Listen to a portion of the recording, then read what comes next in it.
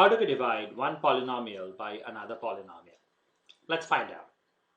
Now, before we actually do division of polynomials, how about we quickly refresh? How do we just divide two simple numbers? So let's say, for example, 131 divided by 3. So how do we actually carry out this division? Well, we know that 131 will be our dividend, and then we will write our divisor, which is number 3 over here. We'll take the first two digits, we will say the number 4. So 3 times 4 is 12. And then we will get 1. We'll subtract 12 from 13. We will get 1. And now this 1 comes down. So now we have a new dividend, which is 11. So we will say that 3 times 3 is 9, right? And then 11 minus 9 will be 2. So at this point, can we divide any further? Answer is no. Why? Because the number 3 is less, the number 2 is less than number 3. So our new dividend is smaller than the divisor. So division process stops. So at this point, what we have is we have our quotient, which is 43 over there. And we have a remainder, which is the number 2. Now, what we will see is when we will actually divide a polynomial px by another polynomial qx, right? We will get a quotient and we will get a remainder. It is common practice to represent the quotient. Quotient will be a polynomial. We will represent that by qx, q for quotient. And as you can guess, remainder, we will represent the remainder polynomial by rx, r for remainder. Now, before we actually learn the process of dividing one polynomial by another polynomial, one thing that we will want to understand is how do we know when the division process stops? So here, when the dividend is smaller than the divisor, the dividend process stopped. Now, one thing that we will note is that when we are dividing a polynomial by another polynomial, the division process stops when the degree of the dividend polynomial is less than the degree of the divisor polynomial. The division process stops.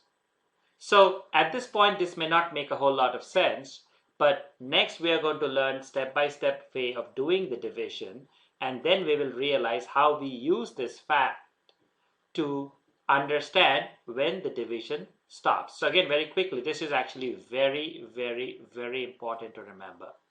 When the degree of the dividend polynomial is less than the degree of the divisor polynomial, the division process stops.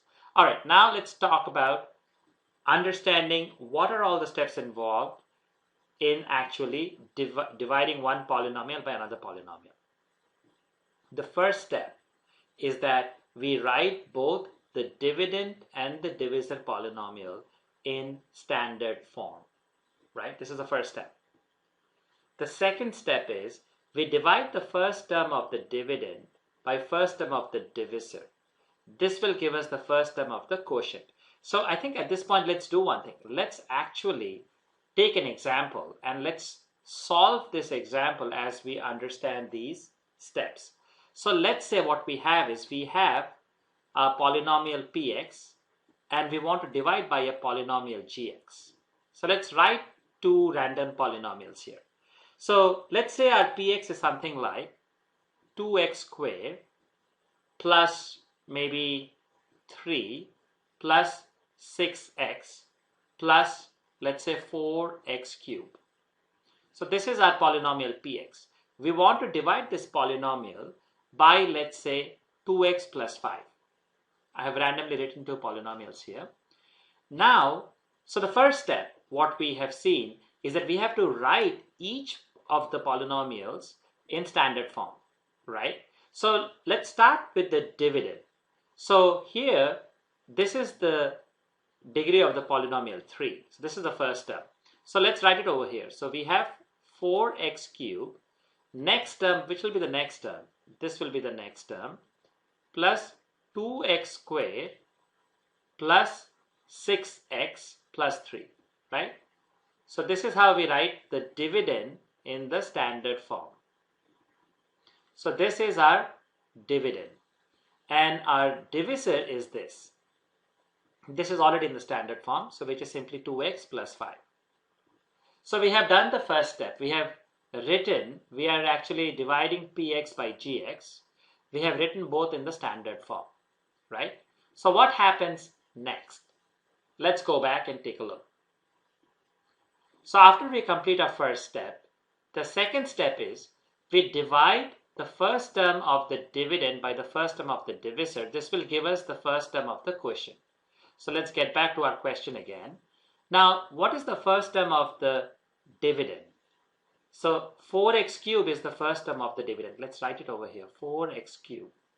Now we want to divide this by the first term of the divisor, which is 2x. So we want to actually do this division. Now, when we actually do this division, we will note that this will cancel out. So we'll get 2 in the numerator. And this is x cubed, this is x. So we will have 3 minus 1, or simply 2x squared. So we write this as 2x squared. So this is the first term of the quotient. Let's do one thing. Let's create some rough work area over here.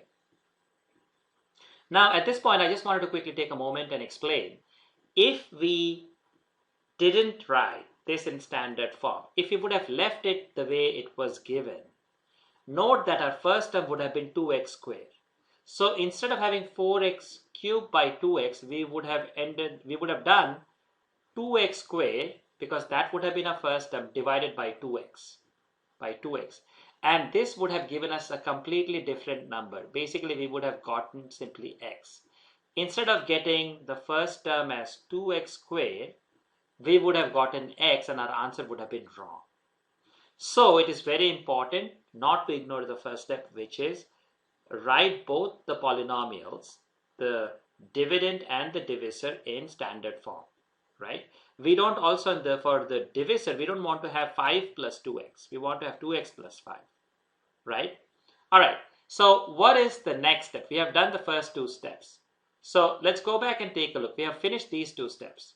So the next step is we multiply the first term of the quotient with all the terms of divisor, then subtract this product from the dividend. This will give us the new dividend. All right, so let's go back, take a look. Now, the next step, third step, is saying we take this term and we multiply this with all the terms of the divisor. So we will multiply this. So the first term will be 2 times 2 will be 4, and this will be x cubed. Now 2x squared times 5 will be 10x squared. So we write 10x squared. And now we subtract. We subtract the product from the dividend. So we will have this, but the signs will reverse. So this will cancel out. So 2x squared minus 10x squared is minus 8x squared. And these terms will come down. So we will have this plus 6x plus 3. Right? This is what we will have. Now, what is the next step? The next step is, after we have done the third step, next step simply says repeat step 2 and step 3 until we cannot divide any further. So we will keep doing what we are doing until we cannot divide any further. And last step is, at that time when the division process stops, the dividend will be the final remainder, and we add all the terms in the quotient to give us the final quotient. Let's get back to our example here. Now, so we have to continue the step 2 and 3 again. That means we take the first term of the dividend and we divide that by 2x. So our first term is now minus 8x squared. We divide this by 2x. So what we will get is, this will cancel out, so we'll have minus 4x. So our next term is minus 4x, because you have x squared and x, so we'll be left with x. So we have the next term as minus 4x.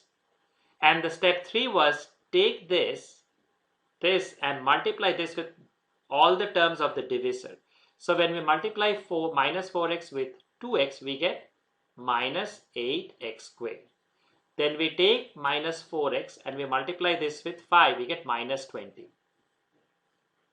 Minus 20x, I should say. And now when we subtract, the signs change. This cancel out.